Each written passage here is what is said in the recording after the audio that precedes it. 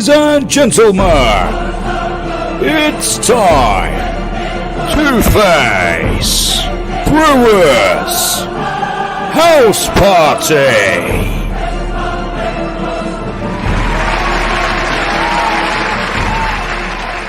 Well, a very good morning and afternoon to everyone. Thank you for joining us. Immediately, Abigail is there saying hello. Hey, she's been waiting for 12 minutes. Why is that?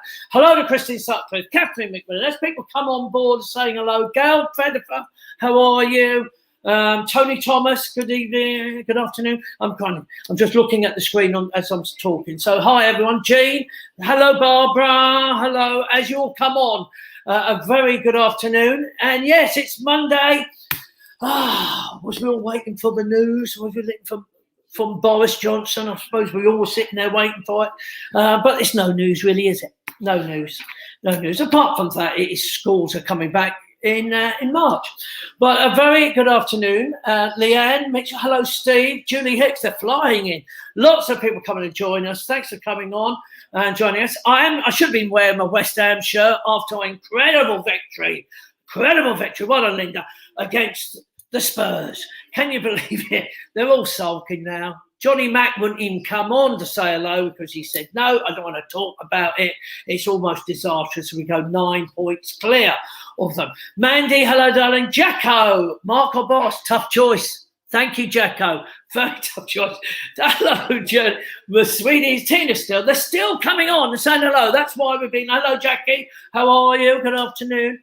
Nigel's throwing all these names at me, so a big thank you for coming, John. Brian Island, fourth place. Yes, you cannot believe it. You're not wrong. Hello, the sweeties. You're busy making up your last orders. Hello there. The Jenny Money, good afternoon to you, darling. And hopefully, look, we got some people online streaming. Some very first time to meet them. But let's see who they are, and hopefully we'll get some luck. One of the guys, Martin, was struggling a little bit in his car, but he's gone live from his car. Well done, Martin. So let's say very quick who's on with us today. And look at this, Martin Ruby from the old school. Many years ago, Martin. Good today to you, Martin. Thanks for joining us. I will be talking to you a little bit afterwards. Joining you is the beautiful Siobhan Harrison. Thank you, Siobhan. Thank you for joining us as well on the live stream. I'm looking forward to speaking to you. This is Phil James. Phil James, how are you? In his studio, live in studio, it's sort of massive stuff there. Did you just see a jumper? And from his car, on his birthday, it's Martin Barras. Martin, how are you? How are you doing? I'm fine, thank you. Great to see my old buddy Martin Ruby there as well. I know, you can't believe it. Fantastic. I love you too, man. We used to talk about we worked in holiday camps together. Brilliant. This is a very much a one man, two governors reunion, and that was all come from Martin Ruby, who said to me, I've got some great friends who might come on your show. And they all said yes. Can you believe it? So a great big thank you to you. I'm going to talk to some of you individually so the signal is better. And Martin, I'll come back to you very shortly because we've got birthdays. And we do have to do. But Nigel just goes, how many? Look, Laurel, it's the Dingle family with Trey Roberts, but all the Dingles. Laurel, happy birthday to you, Laurel. And that's I'm trying to think who that was. There we got another picture, Laurel. There's the proper Dingle family. There with the granddaughter. Tim Moore, musician, obviously, and he's been part of the Potters Band before, as Nigel knows. Janice, Charlton supporter with George and Neil. Janice, happy birthday. Laura, how far do we go back with Leslie, your mum? Really back there. Laura, young lady there. Sarah Batchelor, happy birthday. Oh, no, not happy birthday. She got married a few years ago. And there we are. It's a birthday to you. And we've got Steve, the Arsenal supporter, but he's got nothing much to cheer about, has he? Steve, lovely to see you. John Layla, happy birthday to you, mate. All these people are birthdays. And tomorrow, Mark Downey is the big 5-0. And there's Mark. How are you? Joe Flower, Chelsea, sort of a trainer, from the club. So a big happy birthday to all those people. Anybody else celebrating? Happy birthday to you. Mark, can I get a shout for my birthday? It's Tom's part of the Whitbread. Tom, happy birthday to you, and love to the Whitbread family. And yes, so I think we can look at booking up for the Potters Resort now, definitely for the end of May, June. Definitely in June, I'm sure we're going to be going for all things like that. It were absolutely chocker. Your birthday tomorrow, Andrew. Happy birthday for tomorrow, mate. Don't say how old you are. But lots of you coming in to speak to me. So look, let's have a quick chat to Martin Ruby and let's explain. Martin. Hello, mate. We go back 36 years. Yes, indeed. Yeah. Well, I started. Yeah. I was Potters. Started 1986. 1986 to 2004. Yeah. Then did all the lighting and everything and whatever. Well, so yeah, great. Martin, great. You was the only tech crew. Yeah. Yeah. You had a little box. Little box that you did the lights. Right, yeah. Mind you, Nigel did the sound as well, but you did the lights, any filming and everything. So, Martin, you left us to go to the West End and back on many shows. I've done 5 shows. 5 shows. I did 5 years on Phantom of the Opera. And then I did moved across the way opposite to the Theatre Hall Haymarket, where I did some plays. I did obviously done One Man, Two Governors. I did Waiting for Godot. I did Sweet Charity. I did Lion in Winter. Loads. It's great fun, and met some lovely people. Hence, the best show that I worked on was definitely this one, One Man, Two Governors. We had a blast. It was hilarious. And some lovely people on there. Yeah. You said they were great people. You had great fun, and of course, how many casts did you go through in the time you were there? We had about 2 or 3 principal cast changes because when it came to the Theatre Royal Haymarket, as it came to the Theatre Royal Haymarket, James Corden was taking it to Broadway. Yeah. So in came Jodie Prenger and Hannah Spirit at first, and then we got. Rufus Hound come in, and then Angela Griffin came in and stuff. So there's lots of different major. Oh, Hannah Spirit from S Club 7 as well. So we had lots of major cast changes, but a lot of the ensemble stayed the same. But they were great. I mean, but people like Martin Barras again, who was superb. But Siobhan at the time, who you're going to see later, she's lovely. She was a crew member. She was a crew member. She'd done some West End stuff before, and she used to go. I remember talk to her.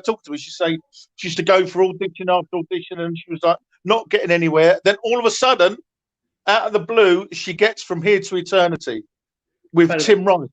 Tim Rice musical, and from being a stage crew member, I can remember driving into work one day, and all of a sudden, all over the West End, Siobhan's face is plastered on billboards, on buses, because she's now going to star in Tim Rice's new musical. And I was so pleased for her, because when you see her video later, she's fantastic. Yeah, I'm sure she deserves where she got. And Martin, and then Phil, who you're going to meet later, Phil James, musician. He was in the band on One Man, Two Governors. So yeah, it was a funny show.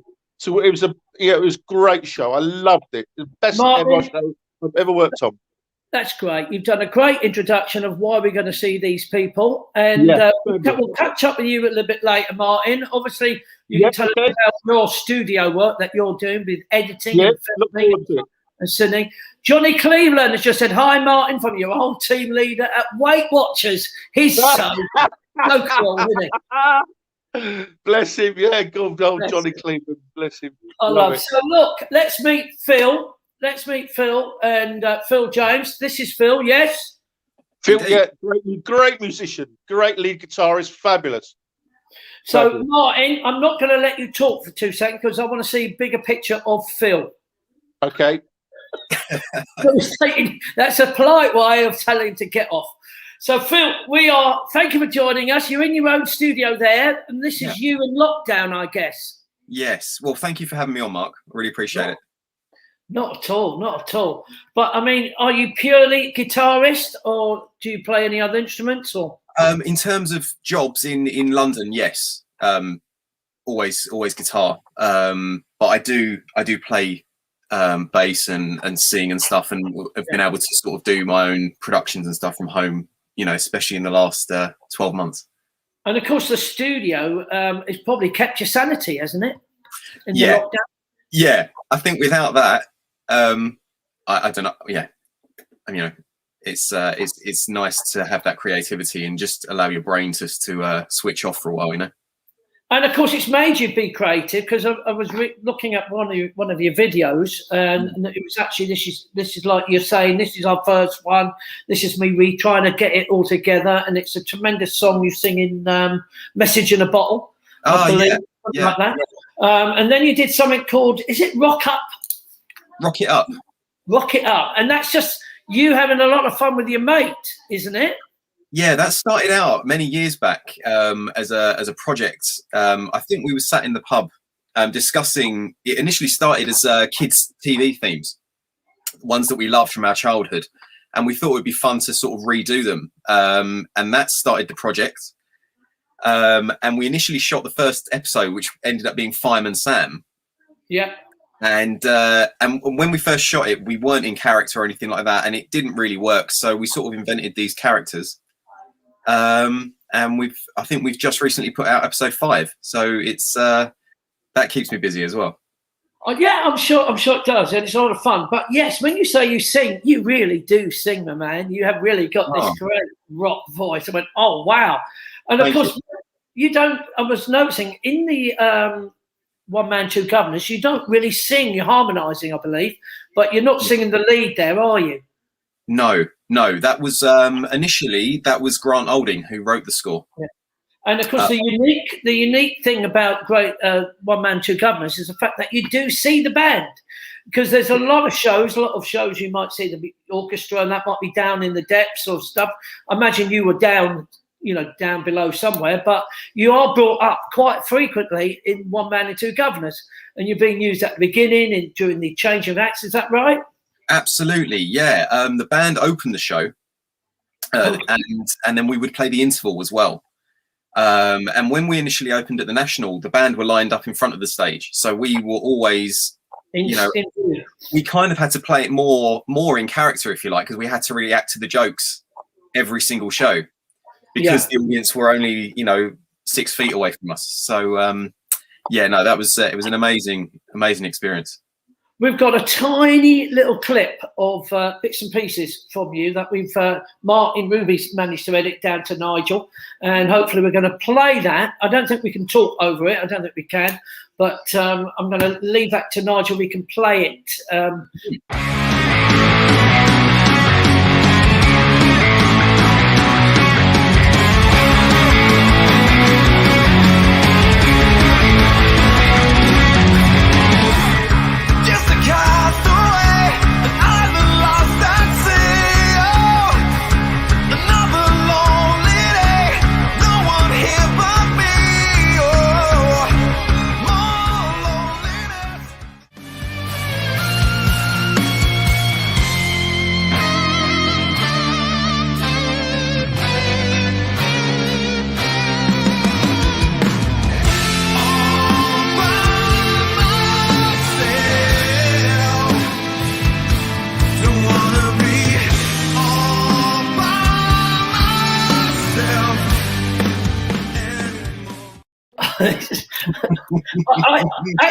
I watched it all. I watched them all. I thought vocally and musically it was fantastic.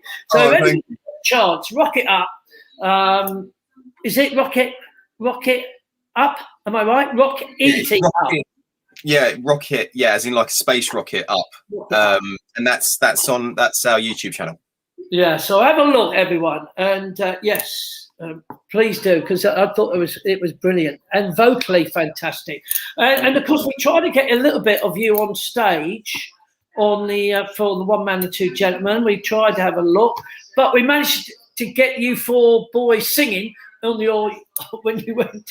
I think you went live in the streaming live. I think the 4 of you got up and did some stuff together. You might not know that, do you?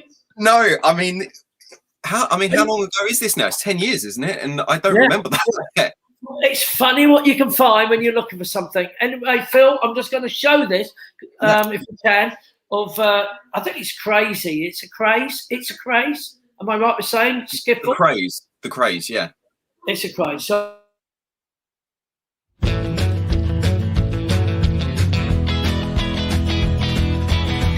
Looking fella with a mug like a seal. One leg is wooden and his mouth is full of steel. But I've seen him at the boxing and I had to reassess. He's with this blonde bombshell, she's spilling out her dress. It makes you wonder how he got himself that busy. She's a 6-foot stunner and she's on him like a rash. Well, every week when she smothers him with kisses, he phones her an envelope stuffed full of cash. Oh, mate. There you go, mate. You can't believe what you can find when you're looking for something. But literally, you was coming on stage and opening the show and doing little bits in the interval like that. But you had rock and roll. I know you was a bit of rock and roll in and stuff. Am I right? Yeah. So that clip, actually, that was a reunion. So that was in our first lockdown. Oh, fantastic. Yes. So Grant decided that he wanted to get the original band back together, and we went through the back through the album and re-recorded them again.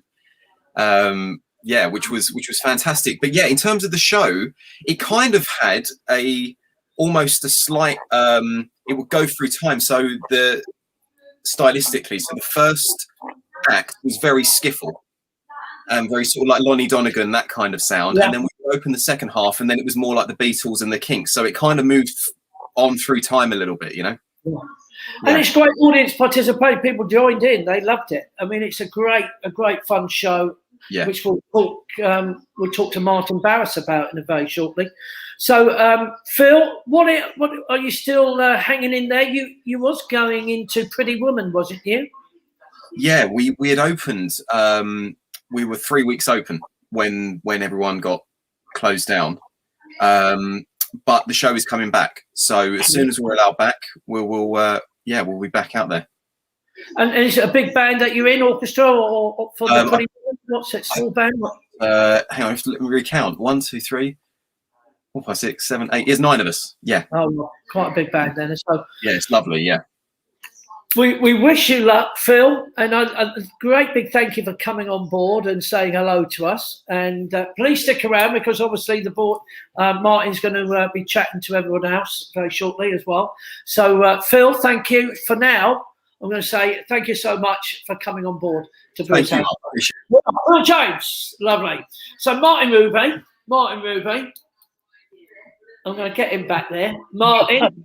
Am I widescreen? Am I in there yet? Am I You're only just in there, Martin, but don't put people. You don't want any more comments from Johnny Cleveland. So Jenny Money saying your tacos were fabulous. My tacos? Yeah, I'll tell you, and my burritos as well. Tell her she can have my burritos. She'll eat them all. So let's bring on Martin, shall we? It's his birthday. Yeah, hello, folks. So there you are. You're in your car, right. Martin. Yeah, I'm in the car at the moment. I'm just going to pick my son up, who's doing traffic marshalling with COVID testing. So quite pleased about that. And it's great when you're reminiscing about One Man, Two Governors, because I totally agree with Martin Ruby there. It was the greatest show of all to work on. The writer, Richard Bean, is one of the country's funniest writers. I mean, my lines were, I appeared as an 86-year-old haystack of a man, geriatric waiter. And, my opening lines were, I'm 86. No, you're 87. I thought I was 86. No, that was last year. And then there were malapropisms, misheard things that were coming out.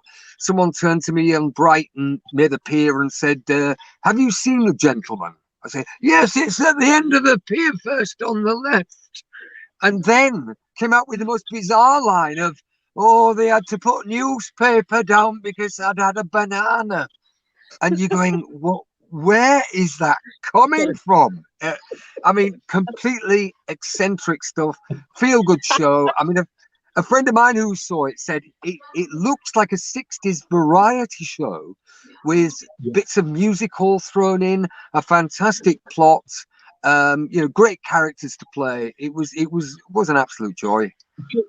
Martin, do you remember during the dinner scene and you Yes. had the wine bottle, and you used to mumble outrageous things. But although it was a mumble, the audience could still hear what you used to say. Like, I mean, Well, you did one for me one day, and you said Martin Ruby he's a diamond geezer, and then but do you remember also Tom Eden was coming back in because I think you were coming back my to son's York. calling me.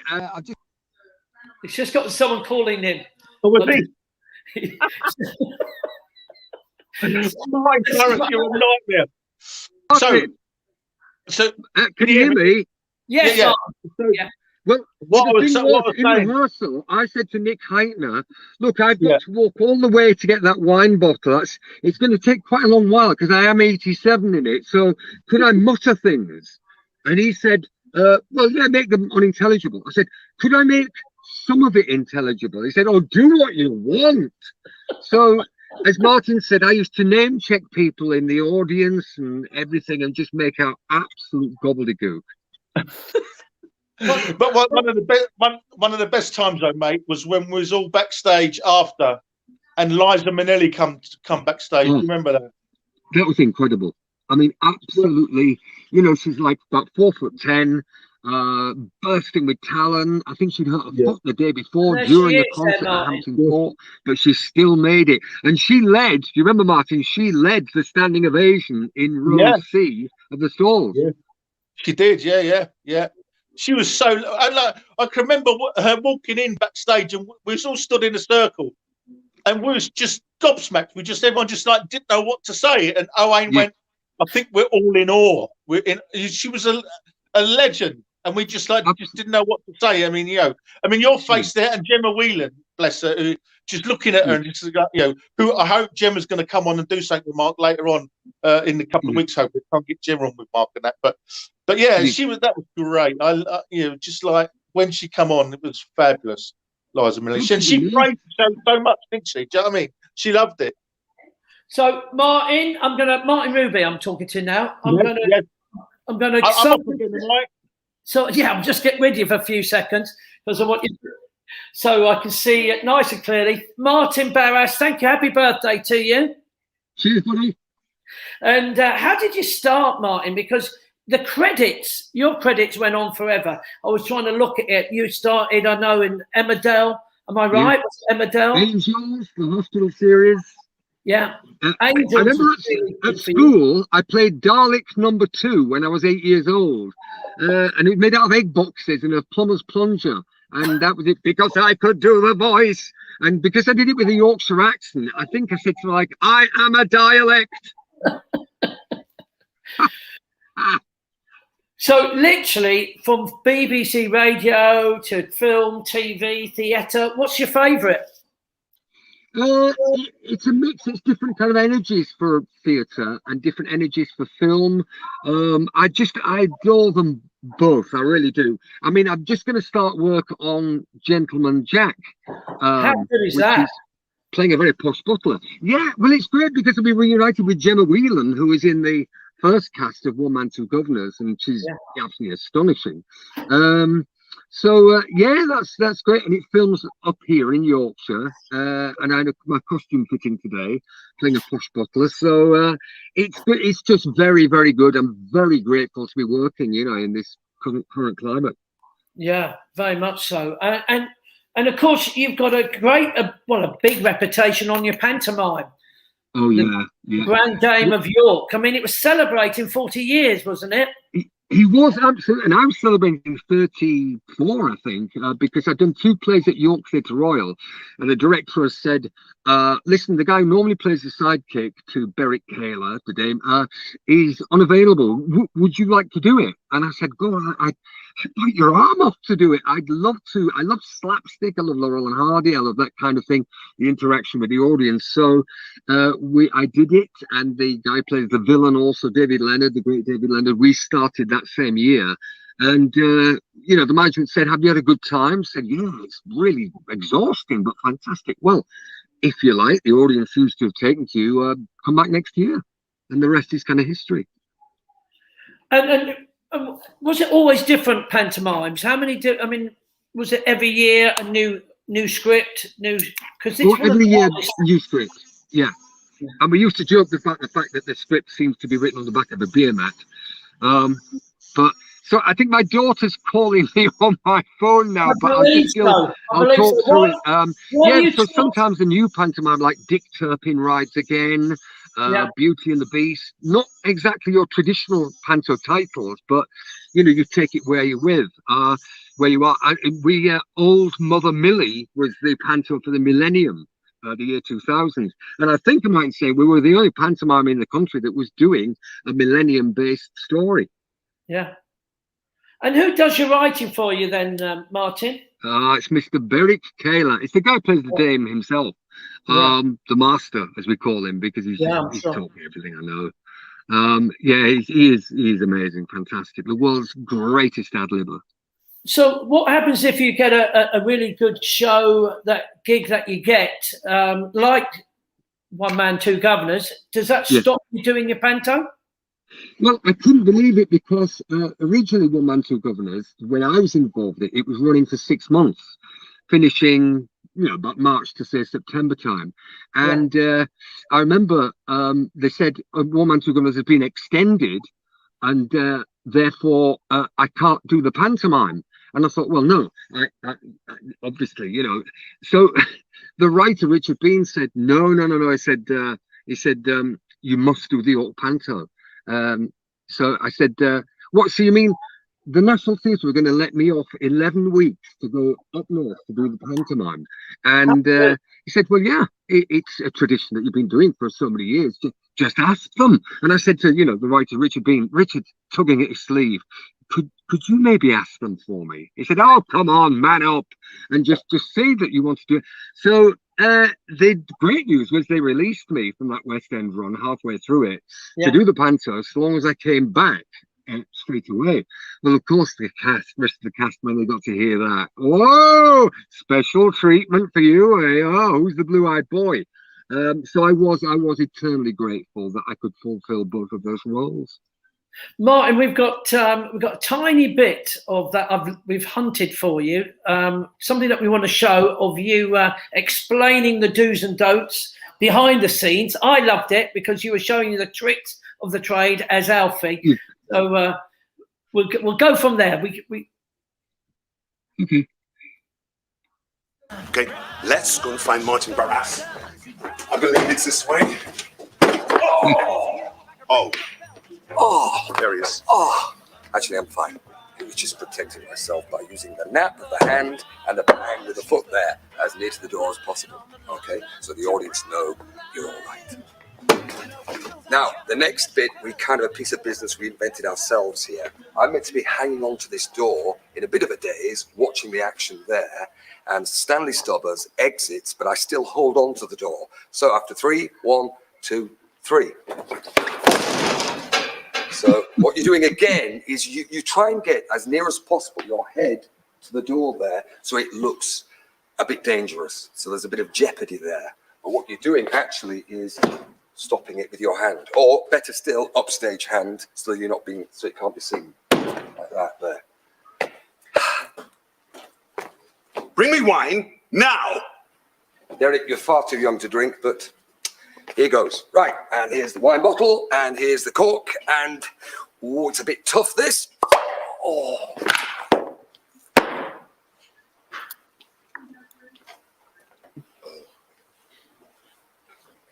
Ali, I think he's hurt.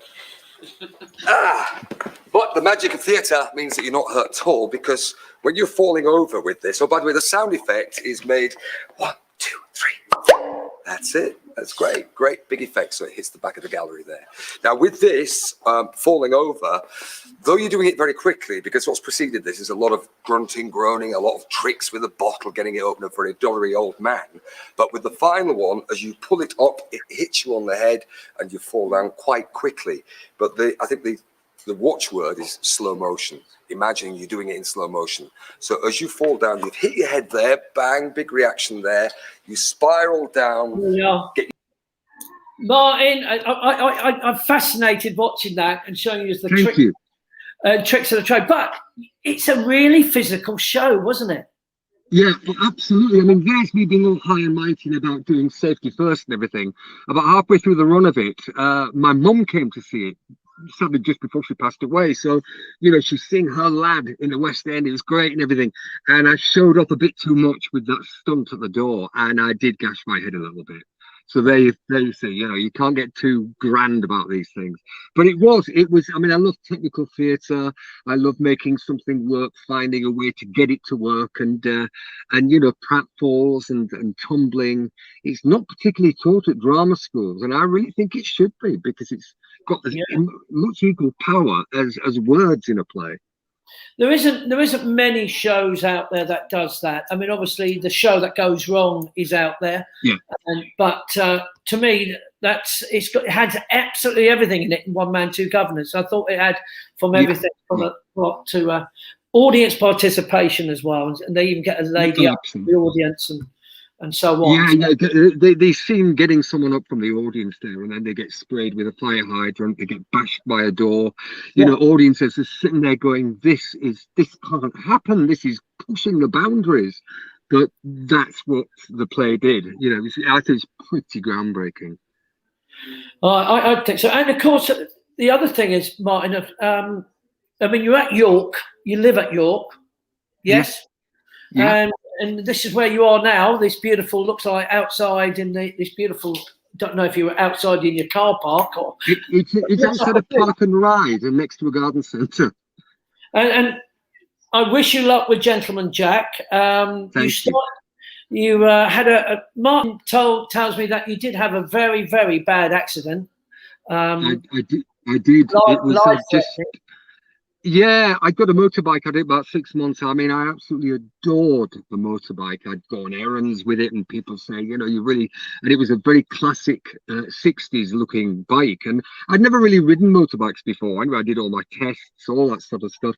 And driver just pulled out from a side lane onto the big main road, and I didn't really stand a chance. It was the Yorkshire Air Ambulance and the Leeds General Infirmary Intensive Care and St James's again in Leeds. They all saved my lives. I mean, my life. They actually said, Yorkshire Air Ambulance, when I went to visit them, they said, right, well, we've seen quite a bit of action with injuries and stuff, and your chances of survival were about 1%.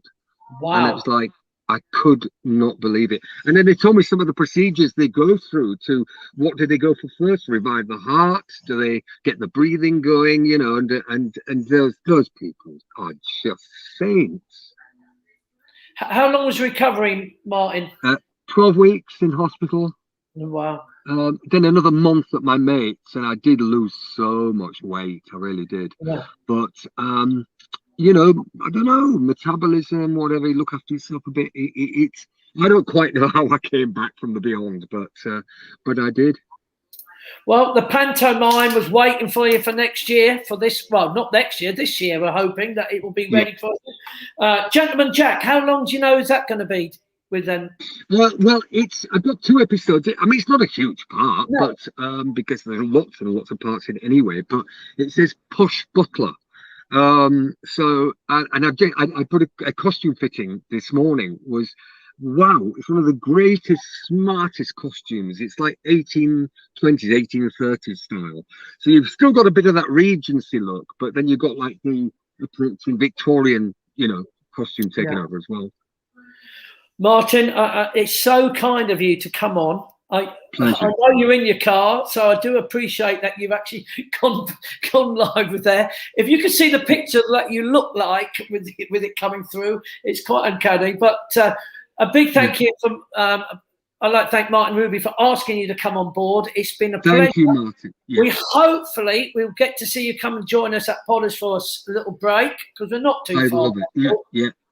And take care, Martin. Good luck with Gentleman Jack, and thank you so much for coming on to speak to us. Absolute pleasure. Cheers, Mark, and cheers, Martin. Brilliant. Thank you, mate. Thank you. So, with that, I'm going to invite Martin Ruby once again to say hello. You introduce yourself now. I get better looking every time I come on this video. I can't believe it. Well, I think you do. It's just the camera angle. I'm sure it's the camera. Good job. Good job. We got wide lenses, isn't it? Anyway, It's right. Siobhan. Harrison. What a legend. You spoke a little bit about Siobhan. So you were backstage with her behind the scenes for 2 years. Is that right? Yeah, we was one man, two governors, and she came in as one of the crew members, and I when you get talking to her stuff like that, she said that she'd done some other stuff before, but never realised what she'd done. Anyway, one particular day I can remember she I don't know, it might have been a song from Here to Eternity, I don't know, but she rehearsed a song with one of the band members, did One Man Two Governors, and I thought, blimey, this girl's incredible. Anyway, she used to go for auditions and goodness knows what, and I can remember her one day saying to me, "Oh, I'm getting fed up with these auditions. I'm not getting there." I said, "Look, keep going because you just never know." And then lo and behold, weeks later, she got a call back from me Here to Eternity. And and as I say, coming into work one day, next minute she's a crew member, and then the next minute she's got her face plastered all over the West End on billboards. But when you see the video of her singing, you'll understand why, because she is fantastic, an absolute star. And a lovely woman. Let's meet Siobhan Harrison, Martin. Siobhan? Hi, how are you? Thank you for having me. Oh, wow. That was a nice warm-up build-up for Martin Rubin for you. It really was. And was it really true? I mean, literally, you was thinking of giving up? I was on One Man Two Governors for about a year and auditioning all the way through it and just not getting anywhere, just not getting anything, and it's tough. And then out of the blue, this audition came, and the rest kind of all fell into place. It was it was lovely. No, that's great, Martin. I'm going to tell you to go again because I'd rather see Siobhan live. Love you, Siobhan. Love you. Love you. Oh, bless him. I should point out, Mark, that I am far less happy about yesterday's result. Are you shit spot? Yes. You're surely not a Tottenham supporter. Are you going to kick me off now? I am, yeah. You're going to get the comments come up now. It's gone. She's gone. She's back. See, that's what happens. But Siobhan, so how did you start, darling? I trained in musical theatre, and kind of that's how I started for the first few years, and then slowly kind of did a bit more TV and adverts and theatre, and now. Any particular theatre arts school, or was it? I went to Guildford. Oh, GSA. School of Acting. Yeah. When it was still independent, now it's become part of the university, I think. Yeah, and it's a big reputation they've got now because you can't, I don't know if you do what I do, but when I go watch a show, open up the programme, go, oh, they're from Lanes, oh, they're from Arts, and so on. So I know that's our signal going there, but this is live, so we never know what we're going to get. So, you did get Grease the musical? I'm sorry, I missed you. Grease the musical. Yes, I did. So I was at the Piccadilly there for about 9 months playing Rizzo, which was great fun, doing the hand jive every night, reliving my childhood dreams. Oh, wow. Which was wonderful. Yeah, really great fun. And we had Noel Sullivan and Lauren Samuels. It was a lot of fun. And that was one of the films for me growing up that I used to watch on repeat. So to get to do that every night was great. Yeah. Oh, but my own daughter actually got Grease tour, and she got Sandy just before the lockdown. Oh no! So, how long did she get to do it for? 6 months. Well, it was 9 months, but she did about 6 months before, obviously, and then suddenly the world closed on her. How many times did you get to see her? Well, only twice. Only twice we did get to see twice. But we went to Rome to see her as well. Wow. So it was a special time. But, it was a great, lively show, fantastic. But when the world closes down on you, what have you been up to? I mean, is it hard for you? I've been keeping fit, obviously.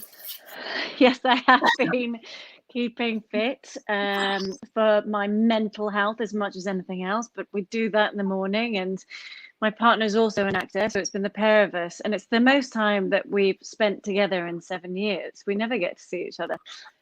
So we've been painting the flat, we've been doing DIY. I've got a regular play reading group that I do every week. There's been bits of work coming in, obviously no theatre, but adverts and TV stuff have still been filming, which has been great. And we need to tell everyone to look out for your Cadbury's fingers. I don't know if Cadbury's Fingers is on anymore, but there is a Tropicana and a Dyson advert that you can spot me on if you look very closely. We have to, and you've got to take anything that's out there. Absolutely. You've got to.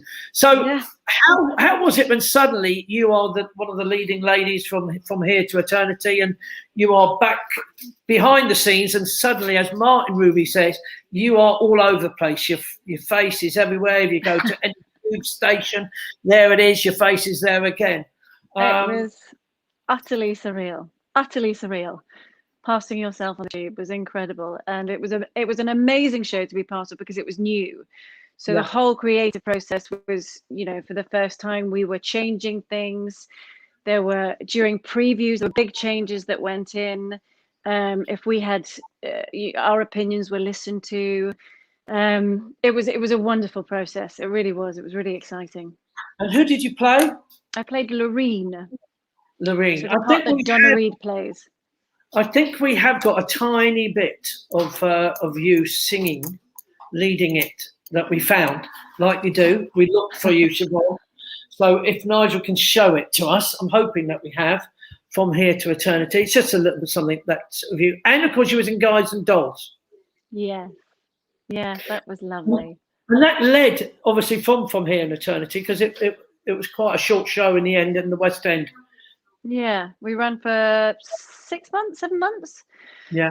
Which is, very unfortunate, but not unusual for new musicals. It's really hard to get a new musical off the ground, but it was a wonderful job. And have you found Poppy's song? No, that will shock you that I found that as well. But I was going to finish with that, by the way.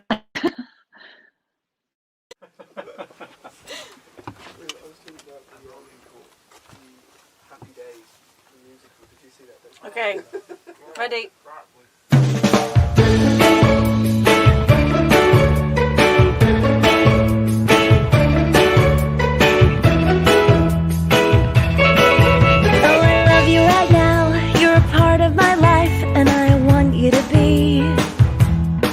But then you don't really know where our story will go, or very much about me. How you love me despite what you know of my past, and I need you tonight. Just how long can we last? A year, maybe two, who can say? So love me forever today. You bet $1,000 that if I name a doll, you will take her to Havana tomorrow? You got a bet. I name her. Be a lady tonight. Luck be a lady tonight. Luck if you've ever been a lady to begin with. Luck be a lady tonight. Luck let a gentleman see how nice a dame you can be. Oh, so exciting. It must have been so exciting to actually get the how long did it take to actually, from rehearsals to actually then go live as From Here to Eternity? It was a long rehearsal process. It was a month and a half rehearsal process, and the boys were in an advanced boot camp before that, and then it was a month of tech. A whole month of technical rehearsals, which was insane, but just so important with a new show. To get all of it right. There were really technical elements. The choreography was incredible, and there was all this kind of slow motion movement that the boys had to get right. So it was a long process. Yeah. And Guys and Dolls? Guys and Dolls was shorter because they had done it before in Chichester, the same production. So they'd already kind of established it and they knew what they were doing. And then there were changes for the Savoy. Well, in fact, we opened in Manchester and then Birmingham, and then came to the Savoy for Guys and Dolls. So it wasn't as long. And of course, it's probably one of the best shows musically. It's got all the classic songs. Sit Oh, down. it's amazing. I mean, it really is one of my favourite shows. Yeah. And It then was suddenly, really wonderful. it's a big part for you as well, isn't it? It's a huge Yeah, part. it was wonderful, and it's not something I thought I would get cast as, because I'm not a soprano. I'm not a typical soprano, which she normally is. So they lowered some of the keys, which was very interesting for the character to see what it did for her. It kind of made her a little more grounded and a bit kind of tougher than it's usually played, which was wonderful. Yeah, and you played the mission dog. I'm sorry. You played the mission dog. Yes, I did. Who gets very drunk in Havana.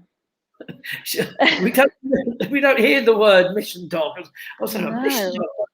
But Sally Army, we would have said, or something like that. Yeah. But what you were going to say something about dancing?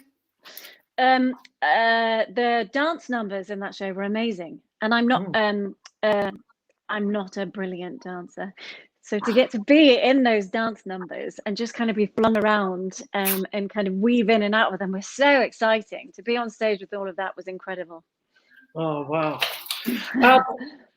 I mean, have you got any, just before we finish, have we got any advice you would say to, because, I mean, it's been a real tough year now for all the students who are actually at theatre art schools for a whole year.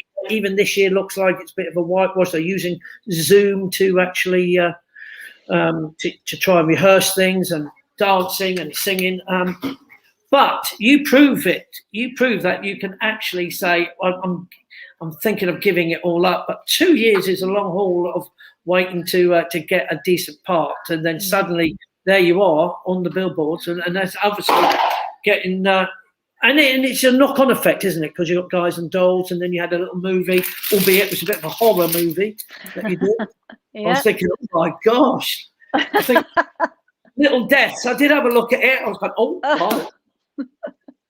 Obviously, I couldn't show any clips. No, probably not of that one, no. Not at all. But did it make you feel, are you thinking of, like a lot of people, career changes? I think that people, friends of ours who are in the West End have been looking after Tesco's delivery and all this just to survive. And this is one of the big questions. How do you survive in these sort of times? You keep on finding the things that make you happy. So you do your play readings, you join online things, you watch theatre, any way that you can, you keep involved. You know, the biggest thing is there are so many things stacked against you at any time, not just in these strange times, but at any time. And the biggest thing is to not let yourself be the thing that gets in the way, I think. To kind of open yourself to any opportunity, to not be the hurdle that trips you up. No. I mean, Jenny Money just sent to us, Boris says theatres are reopening in May. Yeah, I think it's outdoor theatres, or there was it's very, very grey. It's never going to be definitive. But if they do, then amazing. Let's get them open. Let's get everyone safe. Let's get everyone kind of feeling safe and comfortable to get back. It won't happen until there are safety precautions in. But it would be so important to get that back going. And you're quite young, and you know, for the vaccination. Yes, well, you are compared to me. Double my years, but at least vaccinations. I mean, until everyone gets a vaccine, I imagine likewise they won't let you probably get into a show unless everyone is vaccinated and everyone feels comfortable and get used to no social distance. And it's one thing doing these things on sets where you can use camera trickery, but on stage is hard to keep socially distanced. It's going to be hard to go back, and with singing. So the sooner we can get all of these things rolled out, the better. Look, we're about to finish, and I have a great big thank you for coming on board. I don't know if there's anything I should have talked to you about, because you obviously did live at the Arts, and you did Webborn and Finn. You did some live song. That's where I found Poppy's song. They're amazing composers, a duo coming up. British musical theatre composers, definitely ones to watch out for. Yeah, they're sort of the new UK musical side, aren't they? Yeah. The Clockmaker's Daughter is a wonderful, wonderful show that they've written. And what show was the Poppy song from? It's from one that they haven't finished yet, or they may have finished, but they've not released it yet. Yeah. So that was I think that might have been the first time that it had been performed in public. It's a beautiful one. Well, we will get to hear that to finish off, so people can actually say goodbye. But let's bring everyone back and say, if they are there, Martin Ruby, thank you, and you, Phil. Thank you for being part of this today. I didn't think Martin would still be in the car, but no. Nigel said no, it's not. He's driven off. But we'd like to say a great big thank you, Martin, for inviting your friends to come on board. Yeah, lovely to see you both, and stay well, stay safe, and keep working, guys. Fantastic. Nice to see you. Thank you. Phil, thank you so much. Good luck with all the music. And the beautiful Siobhan, we wish you luck. Hope you get some more wonderful parts. I know, like, you're auditioning again. All online. All online. Okay. And I suppose your agent is very, very important. Oh, very important. Yeah. It's a very particular thing, your relationship with your agent. Yeah, I forgot to ask you about who was your agency and who is you using on that, because it can be such an important part for you and really obviously the partner as well. Yeah, I've been with mine for a long time, since 2006, so it's a very special relationship in my life. No, that's good. And you do build up this relationship. It's important to someone trust. And of course, I wish everyone luck, and hope you won't say break a leg, because no one's doing it. We're not doing anything. But I am going to say thank you to everyone. We are going to leave you with a song from Webborn and Finn's new musical, and hopefully even Andy Mace has said hello to you there. Andy Mace is from Only Fools and Horses, Grandad. Plays Grandad there. So he's saying, Martin Ruby, hello. That's what you're saying. Did you see that, Martin? God bless him. Oh, yeah, God bless him, Andy. Hello, mate. Hope you're well. Yeah. Lovely. It is a tough times, and we can only say everyone stay safe. And thank you for joining us. To everyone, I am going to leave you with Siobhan Howson singing Poppy's song. I enjoyed it. I really enjoyed it. That's why I said, no, I want to finish with that. It's a song you wrote, really, no, but she sings it so beautifully and with passion. I thought it was fantastic. So thank you, Phil. Thank you, Siobhan. Get back home. Well, get back to some cooking or something. Siobhan, I don't know what you do, but Phil, keep up that rock and roll, mate, and look forward to seeing that pretty woman. Thank you very much. I'm saying Thank you. Thank you, everybody. Bye.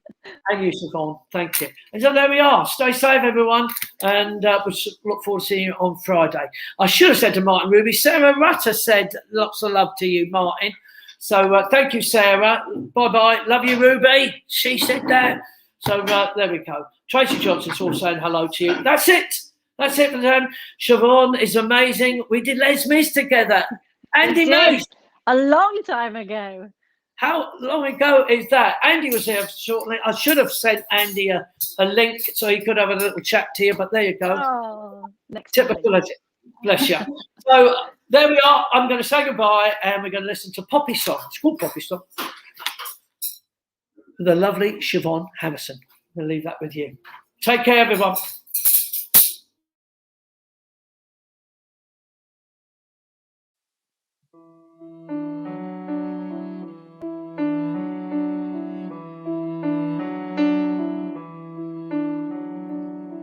You can learn to cope, you can learn to see other people's hope like yours. When I kiss the ground or I'm getting numb, I just look around for some joy. And I make it mine. You can find a smile stuck behind a frown, take a little while to try. When you're on a low and you need to climb, need a way to grow, find the time.